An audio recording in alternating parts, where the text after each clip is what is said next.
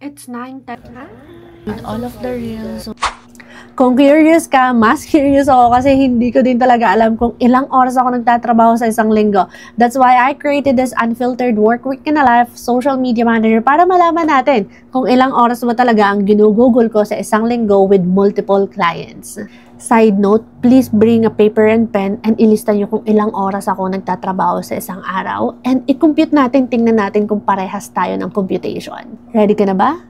Let's go! 2 a.m. right now. I just woke up. I have lots of things to do right now as a social media manager. That's why let's get started. I am planning to work lightly today because I will sleep again after this. It's 2 a.m. Let's fucking start. Ito yung pinakaayaw ko talaga sa mga ginagawa ko is that I am creating carousel post for my client. Talagang dito ako nahihirapan sa pag-create ng carousel na to. I am using Canva to edit carousels for client and I am telling you that even you're a newbie social media manager, upgrade to premium, it's 2,500 per year and it will definitely change your life. It's 2:56 a.m. right now and I'm about to finish this carousel.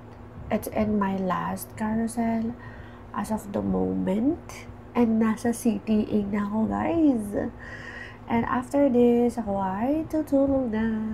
Tapos na ako. It's exactly 2:58 a.m. And I will just update my client about this. I know it's Saturday. You know why I'm working, guys, right now. It is because I did not work last Thursday and Friday. Because of my allergy. It's an IMO. I also have another IMO inside here, the color red one. Kasi pagdating namin kahapon, naligo lang ako, tapos natulog na ako, kahit basa pa yung buhok ko. It's 12:49 p.m. and may coaching ako ng 1 p.m. Kaya kakain muna ako before the coaching. Ito lang din talaga yung time ko or free time ko manood ng Netflix kapag kumakain ako, kaya hindi ko talaga pinapalampas. If I want to enjoy, kailangan ko manood ng Netflix. Kaya kung may recommendation kayo dyan, drop them below. 12:59 p.m. right now and I'm just gonna hop on my coaching session. Now that I'm waiting for her, magdadrop muna talaga ako ng eye mo kasi sobrang sakit talaga ng mata ko. And this is what I hate kapag mga bagyuhan, wala talaga akong matapos na work kapag ganito. Like, diretso tulog. It's 1:06 p.m. right now and she's still not in the meeting link. That's why I'm gonna email her again and tell if she wants to reschedule. Since we don't have coaching session and it's been a week since I did not do my journal, that's why I will do my journal today.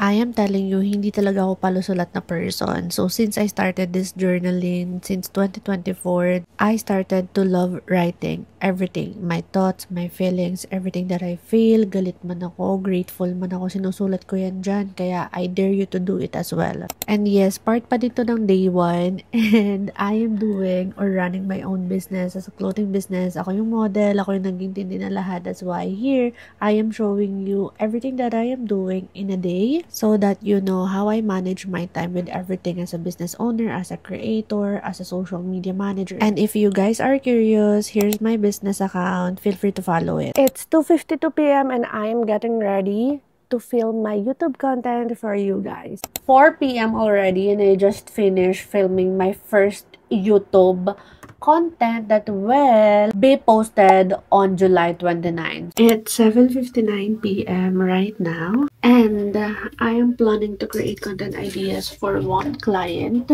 It is content ideas for August and let's get it started because I'm also planning to change the strategies. This client that I'm handling right now that I'm going to create content ideas for is one of the client that is very difficult to handle because he is not sending footage that I need. And ito yung sinasabi ko to those people who availed my coaching that if you have this kind of client as well, mag-create ka ng content na hindi kailangan ng footage for your client. I know it's hard but hindi ka ma-stress sa paghingi ng content. And whenever the client asking for results, isisi mo sa kanila kasi hindi sila nagbibigay ng content. It's 9:10 p.m. and I'm in the middle of creating content strategy but Notion is really not working so well right now. So it keeps loading and loading and loading. Ang bagal niya, feel ko maintenance ngayon si Notion. That's why I will not work today. It's July 28, 12 p.m. and it's our second day on this week in the life of social media manager. Hindi ako nagtrabaho kahapon, which is Sunday. Talagang hindi ako nag-work, wala akong ginawa. Kaya yung mga naiwan kong work nung Sabado is still my to-do list this Monday. So, nadadagdagan siya. I have to-do list ngayong Monday, plus yung to-do list ko dapat nung Saturday. Kasi yung to-do list ko nung Saturday is my to-do list nung Thursday at Friday. Kaya if hindi talaga matatapos on that day, so nagfa-file up yung mga work to-do list ko kung kailan ako mag-work. I need to create content ideas for one client na hindi natin natapos because hindi nag-loading si Notion. Then I have like reels pa na hindi natapos last week. Kailangan din natin siya tapusin ngayon. And of course, may additional reels na naman tayong dapat tapusin din. So, let's get started. Hindi ko din alam kung saan ako mag-start. Time check, it's 12:11 p.m. and may coaching ako ng 1 p.m. Kaya, we will get started with the reels. Before that, ako muna ay magdo-doom scroll. My God! I have 12 reels and mag-start tayo ng 12:12. I also have a receive an invitation from Upwork. It's about YouTube and I don't handle YouTube. So ito yung maganda sa Upwork, guys, na even though you are not active, I'm not really active here on Upwork. Hindi na ako nag-a-apply. I'm just opening my Upwork para lang madagdagan yung 10 connects ko every month. So it is a YouTube manager, virtual assistant for multiple automation channels and automotive niche. And whenever I receive this invitation from Upwork, I am sending this to my group chat or community of social media managers who avail my coaching session. Dun ko sa kanila pinapasa lahat. Feel ko hindi ako makakapag-create ng content right now before my coaching session. Diba, grabe yung ADHD ko na makapag-focus in one task. I actually need to edit my YouTube content, which will be posted tomorrow, Tuesday. Hindi ko pa kasi siya na-edit. But going back, girls, kailangan natin mag-work. Wala pa ako na-work. But this is really my day is ang walang matrabaho. Tapos kapag gabi na, dun ako mag-work. Dun ko siya matatapos lahat. And nagdo-doom scroll na naman ako. And ayun, napa-open ako ng TikTok. Tinitingnan ko yung mga comments. Nagre-reply lang ako sa mga comments sa content. Diba, wala pa ako na-work. And ito na nga, napa-content na ako sa TikTok. So, feel free to connect with me on TikTok as well, where I share my journey and a lot of tips about social media management. Time check, it's 12:47 and I just finished filming content on TikTok. And ngayon na-edit ko na siya para ma-post ko na siya para before the coaching is may content na ako sa TikTok. So, yun, wala pa din ako nakikreate na content or wala pa din ako na-finish na to-do list. So, this to-do list or this content na hindi naman nasa to-do list ko, ginawa ko lang siya. And it always happened to me, guys, as a social media manager or with ADHD problem talaga. Hindi ka talaga makafocus if your brain is really not into that to-do list. You're doing anything na wala naman sa to-do list mo. Kaya yun, mag-i-start na yung coaching session ko na wala akong nagagawa for my clients or wala akong natatapos na to-do list. Ang saya-saya. It's 1:03 p.m. and I'm currently waiting for someone who availed my coaching session. So, wala pa siya dito and minessage ko na siya that I'm waiting for her until 1:05 p.m. And by the way, this coaching session is about a strategy. It is all about social media strategies. I will discuss to her the different kinds of content strategy, story strategy, engagement strategy, and everything about strategy and how it is working on Instagram and paano natin siya i-apply to grow an account organically. This coaching session really differs to someone na nag-avail. Kasi syempre, if beginner ka pa lang, I will just introduce to you what social media management is, the process, the system, and the onboarding and everything. Introduce pa lang siya. But, if you are someone naman na with experience na Ang kailangan mo lang talaga is someone who will guide you in building a strategy, growing an account for your client or for your own account. Ibang coaching siya. Kailangan ko din talaga malaman kung ano yung kailangan nila, and I am not giving everyone the same coaching kasi iba naman yung needs nila. Kaya mas prefer ko talaga ang one-on-one para alam ko kung saan ko sila matutulungan, kasi I really don't want to create a course na pang ganito lang at paulit-ulit siya. Social media is really changing. That's why I am changing my approach to those people who availed the session. Ayan, nandyan na siya. Hello! Oh, sorry. Kaya kailangan ko din ng knowledge kung paano, anong strategy yung kailangan kong gawin. Alright. Yes. Nakatapos din ako ng isang to-do list right now, which is the coaching session. Talaga yung to-do list ko na sobrang habang oras ang kailangan kong i-allot. Kasi totally honestly, madali lang naman sa akin mag-create ng content. And ito talaga yung sobrang nag-take so much of my time. Time check! It's 4:09 PM and paalis kami. Pero before kami umalis, mag-edit muna ako ng content ko sa YouTube. Para naman may progress siya, no? Dito ako always nag-edit ng mga long form para mas madali ko siyang i-edit. And ito lang yung purpose ng iPad. Hi! It's 10:50 PM and kakauwi lang namin. Wala pa akong na-edit na content. Sa lahat ng gagawin ko, coaching session pa lang ang natatapos ko. Then 11 PM, meron akong meeting with client. So 10 minutes na lang siguro I will start editing the content for client and creating content ideas after the meeting. Like, wala pa akong nagagawa totally. So, I will just start my day today to finish all of my to-do list. Hi!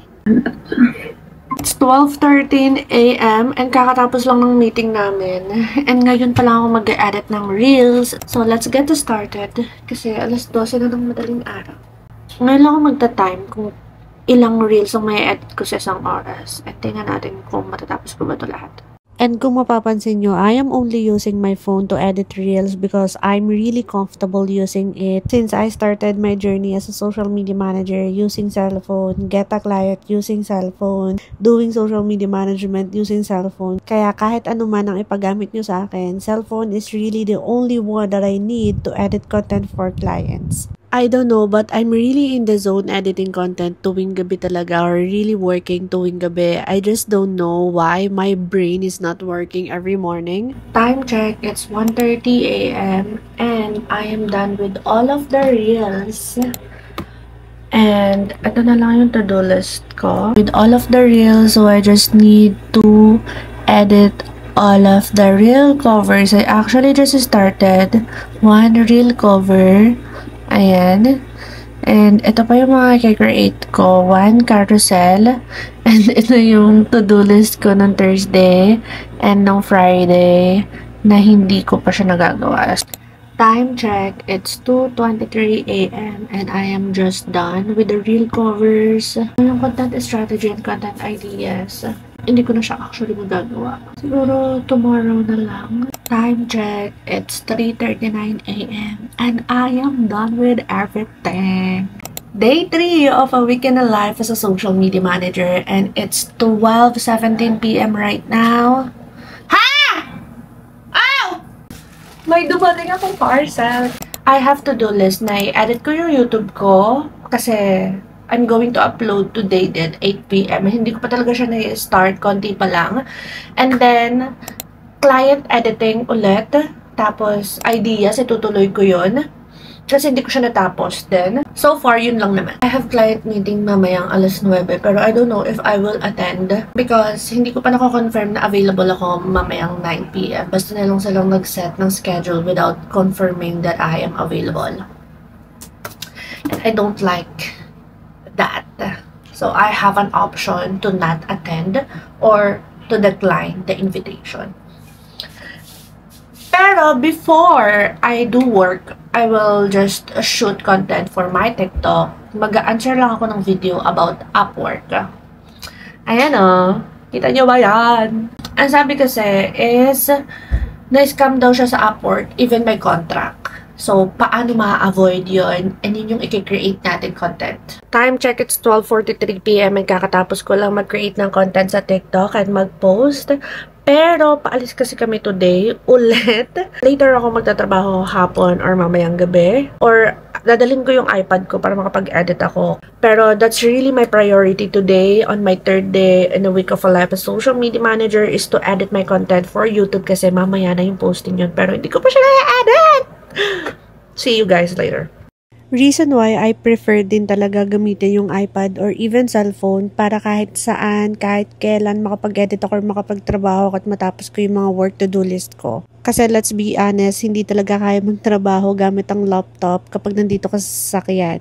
And what I love of being social media manager is that kahit saan ka, kahit anong oras, pwede ka talaga magtrabaho as long as you want and as long as you can. Kasi kung mapapansin nyo, most of the time ang gamit ko lang talaga cellphone, iPad, and minsan ko lang din talaga magamit ang laptop kapag may mga meetings or magka-Canva ako. It's 7 p.m. na and alas 8 ako mag-upload ng content sa YouTube and hindi ko pa siya natatapos i-edit. Though patapos na naman siya, kaya right now is tatapusin ko na siya.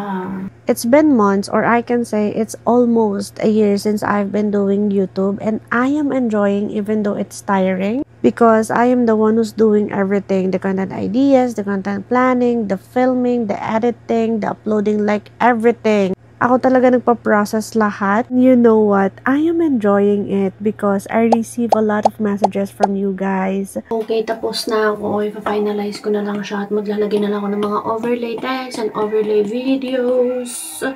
And ready to post na siya. And receiving those messages and appreciating my videos keeps me motivated and to move forward and continue what I am doing, even though it is tiring because my heart is so happy receiving those messages. Kaya if you are watching this, please let me know in the comment section so that I know that some people are watching my videos that I have put a lot of effort in it. It's 8:32 p.m. and kakatapos ko lang siyang i-edit and I am now transferring the content edited to my MacBook kasi i-upload ko na siya.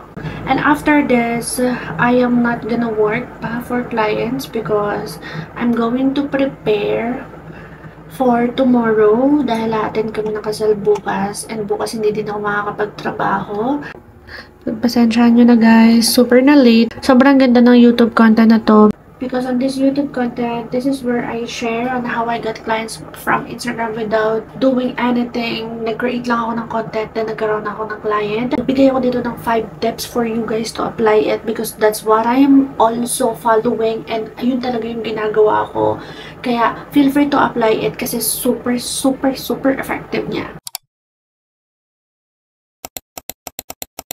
Unfortunately, I am not able to do all of the tasks that I should be done since July 29. At sobrang daming task ko talagang gagawin. Kasi, the July 29, the July 30, hindi ko sila natapos.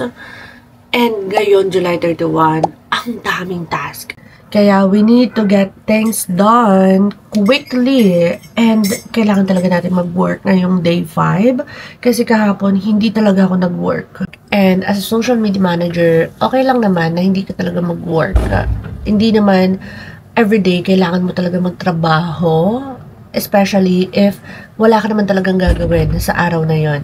And luckily naman sa mga clients ko, they are fine with that as long as I deliver all of the content, I post all of the content, and do some engagement and story do sa mga full SMM clients ko. But since right now, I have like clients na one full SMM lang. So, since hindi pa niya na-approve yung content na ipopost dapat namin kahapon, kaya hindi ko siya na-post. To other clients naman, which is more on content editing and advanced naman ako always nag-edit talaga. Pero again, it's not mandatory for me to do this kasi parang note ko lang siya para sa sarili ko na kailangan ko na mag-edit ng gato ganyan. Kaya yung mga nakikita niyo to-do list na yun, those are the contents that I need to be done this week. It's not a to-do list na kapag hindi mo ginawa is patay ka sa client mo. Hindi siya ganun nag-work. And that's why I love social media management industry. It is because I can do things and I can get a life while helping small business owners and at the same time, work with them anytime and anywhere. 12:43 p.m. Ngayon, titingnan ko lahat ng mga calendar ng clients ko kasi I know for sure may mga nagda-notify kasi sa cellphone ko about their comments, their messages, and hindi pa ako nakakapag-reply kaya I will review it. And also, magre-reply muna ako dun sa mga nagme-message sa akin sa Instagram, dun sa mga nagpapa-coach kasi hindi ko pa din talaga sila nare-replyan. And magre-reply muna ako dun sa WhatsApp because I have clients there na nag-message sa akin pero hindi ko pa din sila nare-replyan. And I am a type of person na talagang tamad mag-type. That's why I am always replying through voice message para din ma-rely ko ng ayos yung message ko. Kasi whenever I am typing it, tapos send it to them, most of the time, mali-mali yung letters. Kaya minsan, hindi na talaga naiintindihan kasi ang daming maling letters. And another thing that I am so glad is that I do have these clients talaga na hindi talaga sila nagma-micromanage. And alam niyo ba guys, na before I have one client na super micromanage niya na even though isang content lang yung hindi ko na-edit within a day. Pero alam mo yun, gabi pa yun sa kanila. Kasi diba, we have time difference. Gabi pa yun sa kanila, hindi ko lang siya na-edit or hindi ko lang siya na-revise actually. Na-edit ko siya, tapos may pina-revise lang siya. Tapos hindi ko siya agad na-revise. Nagalit na siya, ang dami niya na sinabi. Tapos, chat lang siya ng chat dito sa WhatsApp na that will give me anxiety talaga whenever I receive messages sa WhatsApp. And I tell you guys, if you have that one client the same like that, it is time or it's a sign for you to find another client na talagang sobrang bait, that they will respect the time difference nyong dalawa and also consider you not as an employee but also a partner. Kasi ganun yung nararamdaman ko ngayon sa mga clients ko right now. They consider me as someone who knows what I'm doing and they consider me as a partner, as a team, and not just an employee that they hire and they pay. Kasi ganun naman talaga dapat.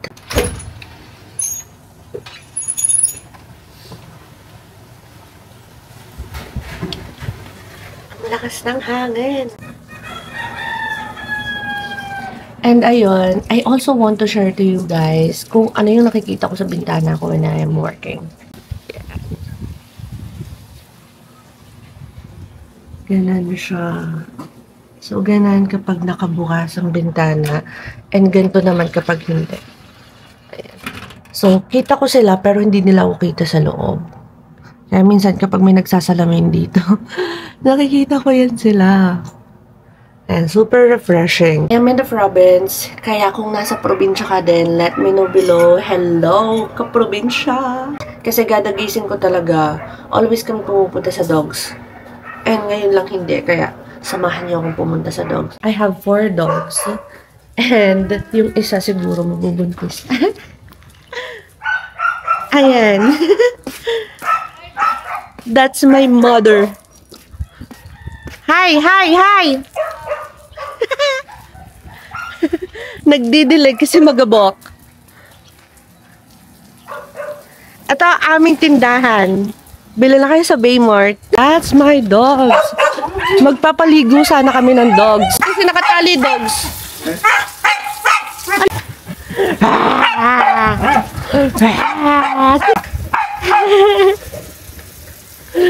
Okay, it's 1:26 p.m. So, start muna tayo dun sa content calendar ng client na hindi pa niya na-approve yung content. So, since hindi siya nag-approve ng content, kaya yung calendar is ma-adjust na naman. And I hate this adjustment. It's 2:54 p.m. and I am continuing the content calendar of my client, creating content strategy and creating or finalizing the content ideas for the whole August kasi last day of the month na, kaya I need this content ideas be finalized para ma-edit na siya. And that's what it looks like dito sa hapon kwarto from. And look at this. Who is that? Hi, Prox! Why are you here? Lagi yan sumisilip dito sa bintana ko eh. Yan, bagong kain yan, kaya siya ganyan. It's 9 p.m. 20 content, including carousel. And yes, gabi talaga ako always gising and productive when editing clients' content kasi nung hapon is kami ay na-birthday yan. Plus, I do my business or I handle or manage my business and hindi ko na siya pinakita sa inyo kasi it doesn't matter, hindi naman siya related dito. I don't know if napapansin nyo din that I am always editing because I am trying to switch another setup na naman na magbo-work sa akin and sa aking business. And of course, I'm so happy to share that to you once na na-achieve ko na or successfully switch up na. It's 11:53 p.m. and I am done editing those reels for one client. And I am going to edit carousel naman. Tapos, isang revision na carousel na hindi ko sinama kanina sa pagbilang. Kasi revision siya and I'm not going to edit it from scratch. After this client, I still have another client na needs to be edited then, which is 1, 2, 3, 4, 5, 6, 7, 8, 9 reels naman siya. It's 1:35 a.m. So, natapos ko na yung dalawang clients and I still have reels and carousel that needs to be done for other clients, which is total of 2 clients pa yon.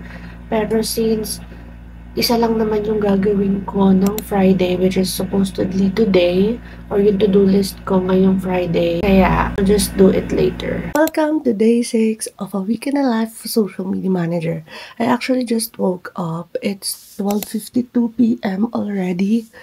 And August 1, I sleep 7 hours and 56 minutes.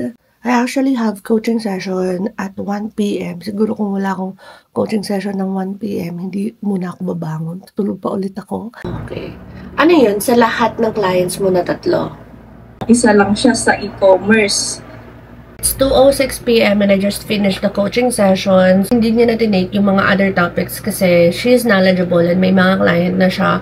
So, the only thing talaga na for this session, so si one-on-one coaching session kasi or the session na during the one-on-one is like introduction of the SMM lang. So, basically, this is for beginner social media manager talaga. Sila talaga yung makaka-experience ng mahabang topics or kung gulong-gulo talaga sila sa lahat ng process ni SMM. And may mga nasa session na din naman ako na may mga experience and kailangan lang din talaga nila ng other strategies or kung ano pa yung mga magagandang gawin sa Instagram. So yun, ina-explain ko siya during the session. But if you are someone din talaga na may knowledge na or like okay na yung process and kailangan mo lang ng someone that will guide you, that always there. So, si one-on-one coaching session is there as well. Included sa one-on-one coaching session na ino-offer ko right now is the lifetime guidance na whenever they have questions with everything or kahit ano man yan, personal man yan, or about their process, everything, nandyan din talaga ako and nag-uusap kami and I am very happy na nagme-message sila sa akin kasi sobrang ayoko talaga mamilit ng tao to the point na ako yung magme-message sa kanila, kakamustahin ko sila and nape-pressure sila na, hoy, kasi, di ba, for example, ikaw kakamustahin kita na, kamusta ka na, ano ng progress mo? Tapos wala ka pa palang progress. Diba parang nakaka-pressure siya. Kaya, I don't want to message those people who avail my session. I just want them to message me whenever they're ready or whenever they need some guidance, they need some advice. Kaya kahit sobrang busy pa talaga, always ko sinasabi sa kanila na they are my priority and reason why they avail this session because it has a lifetime guidance. And yun naman talaga yung binabayaran nila the lifetime guidance. You are not paying for the one-on-one coaching session or you are not paying for my knowledge. You are paying for my guidance. And that's something na hindi ko talaga na-receive noon because I tried to avail a coaching before pero hindi ako sinipot. Naghintay ako ng 30 minutes. Wala talaga siya. Kaya hindi na ako nag-try. Kaya hindi na ako nag-avail ng mga coaching kasi wala, parang as a first time and as a beginner, parang trauma siya sa akin na hindi ako sinipot during our session. Though hindi pa naman siya bayad.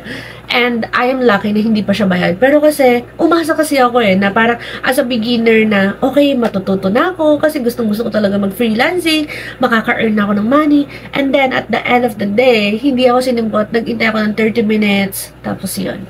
Kaya, as someone na may knowledge na sa SMM and may experience na, I really try so hard to help those beginners because ganun din ako before.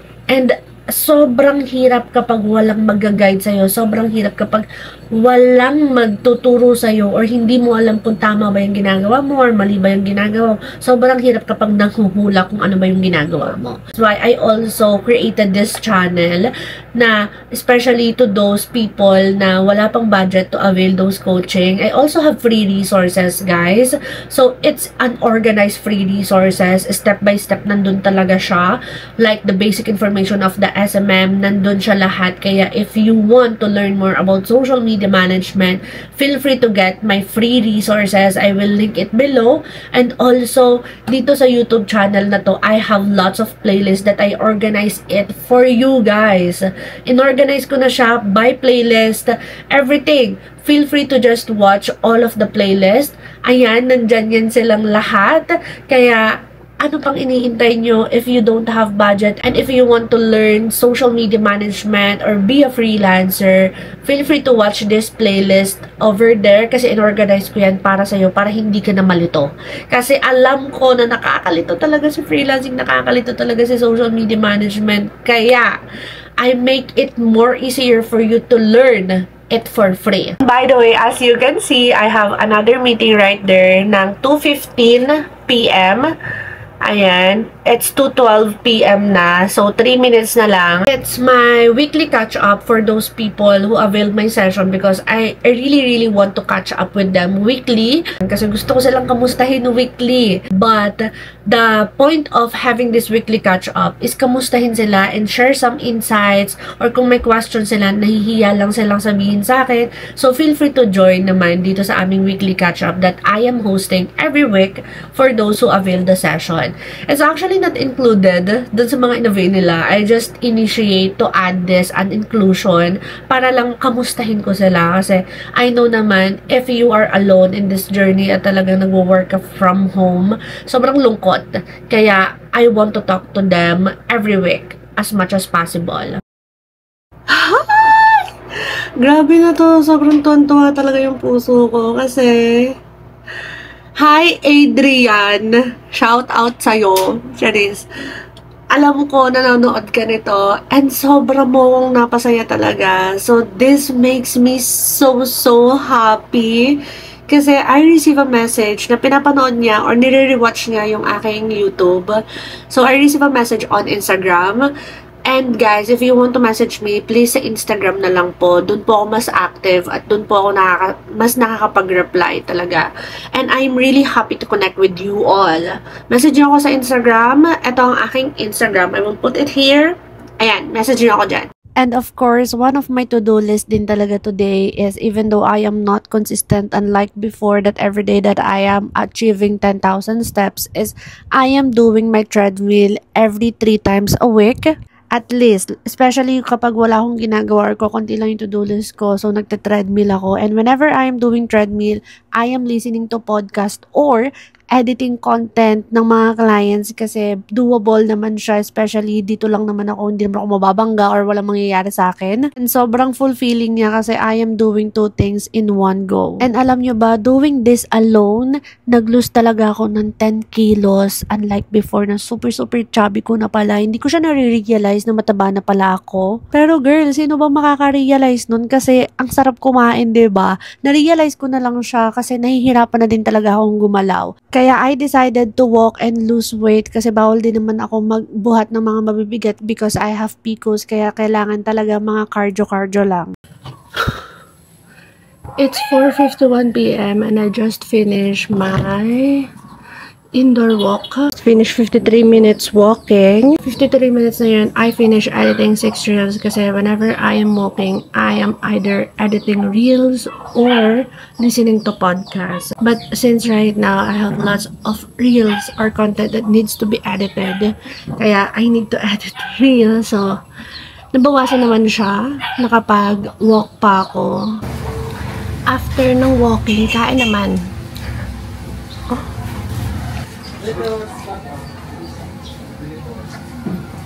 Hi! So, it's It's 8:33 p.m. and nagcha-charge pa ako ng cellphone because I'm going to continue editing reels for client. Pero since hindi pa fully charged ang aking cellphone, manonood muna tayo ng Netflix while I am charging my cellphone. And once nag-charge na, doon pala ako mag-work. So, since it's Friday right now, I will just finish all of my tasks today na hindi ko natapos on the previous days. I can definitely finish that today. Hopefully, sana wala nang doom scroll. Pero yun, while I am watching my YouTube, magaganito muna ako. Pampa-fresh, cheese. It's 9:57 p.m. and I'm just going to start working the rest of the reels or the rest of the content that I haven't done. Editing. I'm going to edit 6 reels with 6 reel cover, isang carousel, at isang revision na carousel din. Let's see how long we will finish all of this. It's 10:43 p.m. already and I am done with all of the reels. Carousel na lang and reel cover at revise ng isang carousel. Isang carousel na lang, guys! Nasabi ko na ba sa inyo na ito talaga yung favorite part ko in editing content is mag-edit ng reel covers. It is because it's very easy for me to edit this. Plus, I am creating a hook to make people click the content because reel covers is very important and dapat aesthetically pleasing talaga siya or branded sa account ni client. Exactly at 11:05, I'm done with reel and reel cover. Carousel na lang, isang carousel at revise ng carousel. Let's finish this! Okay, exactly at 11:23 p.m. we are done with everything. Tapos na lahat with clients so I can enjoy my weekend, finalizing my own content sa YouTube and also filming para may ma-content ako ng Tuesday. And that's it as a social media manager. All of my work that I have done for this week as a social media manager. And of course, I will see you on my last day here in a week in the life of being a social media manager. It's Saturday and it is my last day here in a week of a life of being a social media manager. Yes, it's Saturday. Wala talaga akong SMM work or SMM task for clients today. But I'm gonna walk you through on how I spend my weekend as a social media manager. I am now finalizing my content ideas for YouTube and I'm going to film today as well para may ma-upload ako sa Tuesday. Para sa inyo guys because I am uploading Tuesday 8 p.m. Take note that to your calendar. And isa sa mga ginagawa ko during weekend is of course my business and my accounts as a social media manager, my travel account. So, lahat ng personal accounts ko, dito ko or every weekend ko sila inaasikaso. Then, weekdays is for my clients. And today, my first task is I will finish finalizing all of the content ideas that I need to film today as well. Iba-batch content ko na sila kasi nasa zone ako to finalize everything and I will see you later. Okay, so I just finished finalizing everything for my YouTube up until September last week. And time check, it's 4:46 p.m. already. And ako muna is mag-walking sa treadmill, then I will feed the dogs. I actually had the time to finalize my content ideas and strategies sa aking Instagram even though I am only posting 2 times a month. I still want to post consistently even 2 times or 2 to 3 times a month sa Instagram because quality is always greater than the quantity. And this time, I am listening to podcast na as someone na wala naman talagang gagawin na sa social media manager ngayong weekend. So, I am listening to podcast kasi hindi ko nahawak dyan yung cellphone ko. And whenever I am listening to podcast, I feel overwhelmed then. Only because I am listening to marketing, but I am also listening to finances or any other things that I want to learn in life. And nakikita ko sila sa podcast. Nagsasearch lang ako sa Spotify, honestly. And sobrang worth it because I also learn about self-growth and everything about growth. I'm done doing my treadmill, plus finish listening to 2 podcasts. This is my view right now. Diba?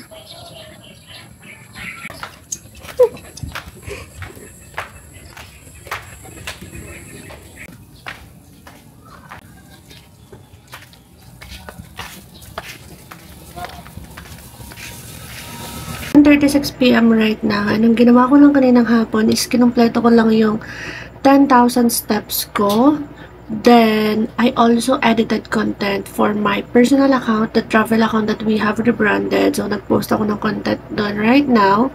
And as well as, actually to-do list ko din ngayon ang mag-edit ng content for my own account, SMM account na ipopost ko tomorrow. Kaso nga lang, parang wala ako sa mood mag-edit and I really don't want to push myself to edit content, especially if I am not motivated to edit content dahil, again, the quality is really important for me. Kaya, I will just watch Netflix and chill lang tonight. I think that's it. That's how I end this A Week in the Life of being a social media manager. I don't know if you love this kind of content, so let me know if you want to see more of this Week in the Life of social media manager, and I'm happy to create more content about this if you are really interested of what I'm doing as a social media manager. And of course, on the next slide, dun yung makikita on how many hours I work for a week as a social media manager, kasi pagpa-plus-plusin na natin lahat ng tinrabaho natin ngayong week.